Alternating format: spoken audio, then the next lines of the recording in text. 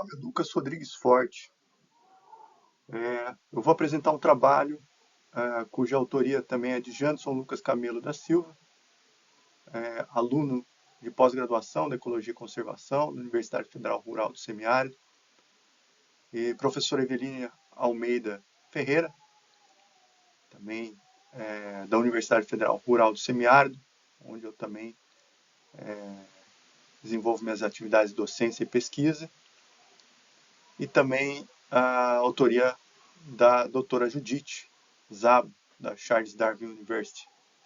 Então, nosso trabalho tem o título "O que os dados de ciência cidadã e de instituições de pesquisa têm a nos dizer sobre a estimativa de raridade para répteis brasileiros". Isso é importante do nosso trabalho, é que muitas vezes quando a gente fala de raridade, muitas pessoas podem imaginar que a raridade está envolvida com uma população que ela tem baixa densidade populacional, ou seja, que poucos indivíduos podem ser encontrados no ambiente.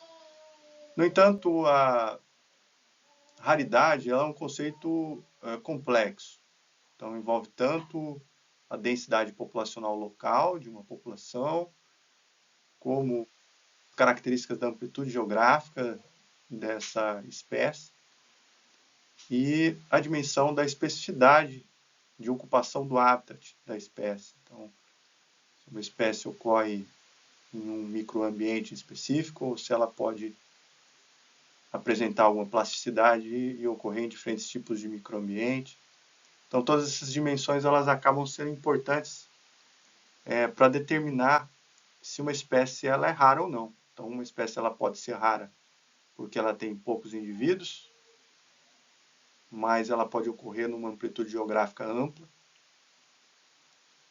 Tanto a espécie ela pode ser rara também por ocorrer, ser endêmica, né, de uma localidade, embora a densidade populacional dela possa ser alta nesse habitat. Então, há dimensões para essa rareza.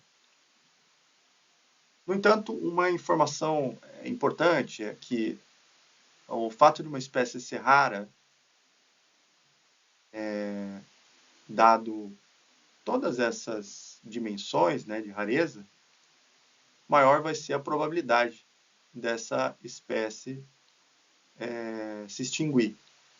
Então, quando a gente trabalha com essa estimativa de raridade, a informação, né, sobre uma espécie ser rara ou ser comum, ela acaba sendo um alerta que pode orientar trabalhos específicos de conservação ou orientar novas avaliações sobre a condição e declínio dessas espécies em curto e longo prazo. Bom, uma das formas de a gente estimar a raridade é através de avaliação de dados de ocorrência das espécies em uma larga escala. No entanto, existem muitas tendências em dados de ocorrência que podem afetar a confiabilidade desses padrões. Então, quando a gente está falando de dados de larga escala, a gente conta com informações que são provenientes de instituições de pesquisa, como museus, coleções, e conta também com informações que atualmente ganharam uma grande importância em estudos de biodiversidade, que é a abordagem através da ciência cidadã, quando o público participa, né, o engajamento do público gera observações da biodiversidade que são computáveis. Ambas origens, né, desses dados são afetados por tendências. Então, por exemplo, espécies em museus normalmente possuem uma representatividade maior nesses museus, as espécies que têm grande porte e que normalmente têm a distribuição geográfica que se sobrepõe, né, a distribuição da instituição onde esses especialistas estão localizados. Isso é uma verdade que já foi observada especialmente para o grupo dos répteis. Em contrapartida, a ciência cidadã também carrega, né, os dados que são originados das plataformas de ciência cidadã, também carregam potenciais vieses que normalmente estão relacionados ao comportamento de observação desses voluntários. Ou seja, preferência por observar alguns táxons específicos, ou, por exemplo, também vieses espaciais, né? Normalmente as observações ocorrem em locais mais densamente populacionados, né? Onde a população humana é mais densa.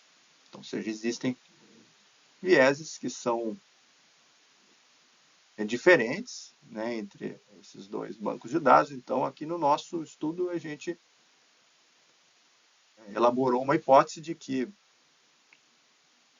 as estimativas de raridade para as diferentes espécies de répteis vão ser diferentes em relação ao banco de dados proveniente com que essa espécie foi observada. A gente obteve dados do GBIF, Global Biodiversity Information Facility.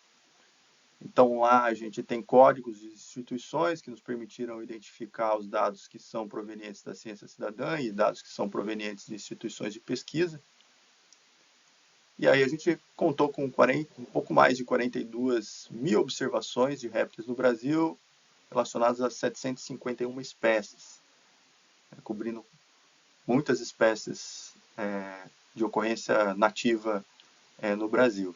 E esse gráfico ajuda a gente a entender que a ciência cidadã, de fato, recentemente tem uma representatividade muito maior nesse banco de dados do que aqueles dados de ocorrência que chegam através das instituições de pesquisa. A gente entender os padrões de raridade dessas espécies, a gente elaborou um gradeamento hexagonal sobre os limites geográficos do Brasil. Então, cada unidade, cada célula aí representando uma comunidade diferente, sendo composta por uma lista de espécies e abundância, ou seja, o número de observações para cada uma dessas espécies dentro de cada uma dessas células, com 1 grau de resolução.